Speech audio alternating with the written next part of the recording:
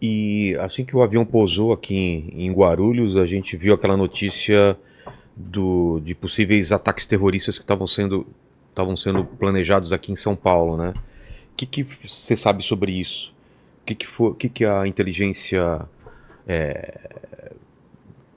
de Israel e a inteligência aqui do Brasil O que eu descobriu? vi no jornal é que foi neutralizado, mas isso é uma investigação Não se sabe que muito? provavelmente estava acontecendo há muito tempo Ah, é? para pegar. Isso aqui não acho que tem a Mas ver qual que é? com a guerra Ah, não, especificamente. porque você fala, por que que o Brasil tem a ver? Qual seria o O interesse? Hezbollah é um grupo terrorista que já cometeu atentados terroristas em vários lugares do mundo.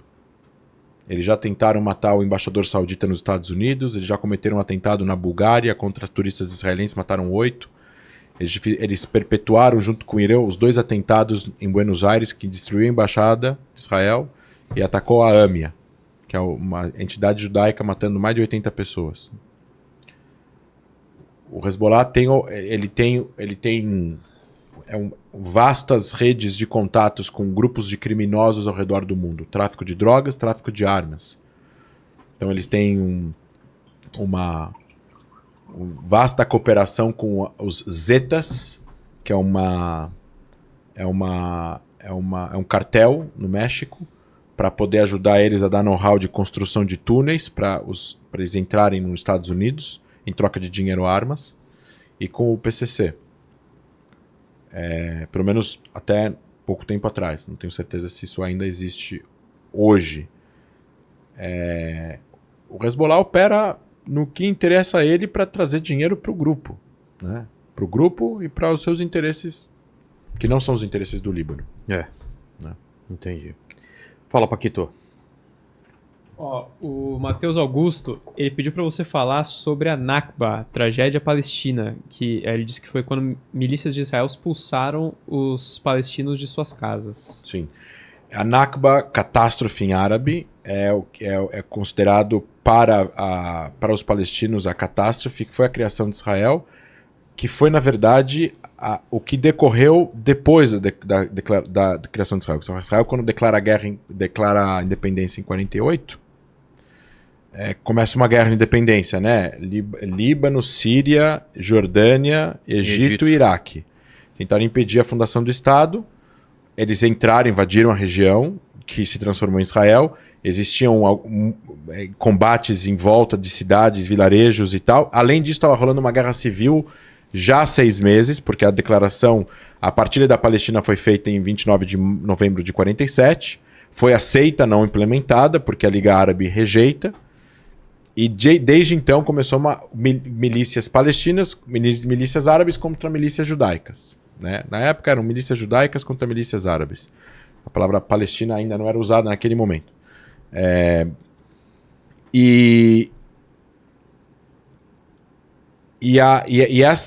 Essa guerra civil se expande para uma guerra regional. Durante essa guerra, de 1 ano e meio, que durou 1 ano e meio, 1 ano e 300, teve pessoas que fugiram, teve pessoas que foram expulsas. Assim como teve judeus expulsos, judeus que fugiram dos países árabes. Assim como teve gente que fugiu e teve gente expulsa na guerra entre Paquistão e Índia, com a fundação do Paquistão. Muito mais gente, inclusive. 17 milhões de refugiados. Aqui teve 750 mil. No Sudão teve 4 milhões e 600. Na Alemanha teve 5 milhões de refugiados depois da Segunda Guerra Mundial, alemães. Então, guerra é caos e guerra gera refugiados, e a Nakba é a catástrofe, que seria o refúgio palestino, ou seja, os palestinos saírem de suas casas e vilarejos, não por milícias, pelo exército de Israel. A fundação do exército de Israel se dá 3 semanas depois do início da guerra, então é o exército israelense. São milícias, existiam grupos paramilitares, Haganah, Palmar, Lehi, Stern, alguns eram mais radicalizados, outros menos, mas os maiores eram Haganah e Irgun, e eles se juntaram e se unificaram e se transformaram no exército de defesa de Israel. Teve alguns vilarejos que foram evacuados, teve vilarejos que deixaram, e teve aqueles que não aconteceu nada. Teve 200 mil árabes que ficam em Israel e se transformam nos árabes israelenses, que hoje são 2 milhões de habitantes, e têm direitos iguais. Tem árabes no exército, tem árabes lutando a guerra contra o Hamas agora. Eu conheço alguns que estão lutando agora. O Mohamed Kabia está lutando a guerra contra o Hamas agora. Conhecido meu, muçulmano. Mohamed Kabia, o nome dele. Árabe israelense. Está lutando na guerra contra o Hamas. Mora no sul de Israel. Então, esses são os árabes israelenses.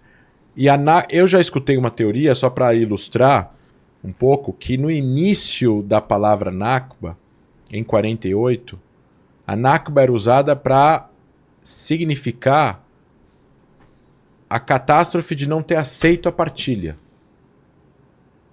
Porque se eles tivessem aceito a partilha, e o presidente palestino já falou isso, que foi um erro não terem aceito a partilha, já teria tido um Estado em 47, não teria tido guerra, não teria tido problema, a gente estaria em outro mundo hoje em dia. Infelizmente não foi aceito. E por muito tempo não se falava, não se usava a Nakba, que era tipo a desgraça que se causou por não terem aceito.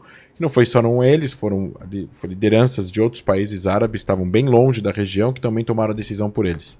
Depois foi mudando, isso é uma teoria, tá? Eu não tenho, de novo, eu não vou agora falar o que significa a Nakba para um palestino. Eu respeito o povo palestino e respeito a história do povo palestino e respeito as legítimas aspirações do povo palestino. E hoje em dia a Nakba significa a guerra, hoje em dia, dentro desse contexto histórico, dentro desse recorte, a Nakba significa a grande catástrofe, que é a saída a criação de Israel e a saída dos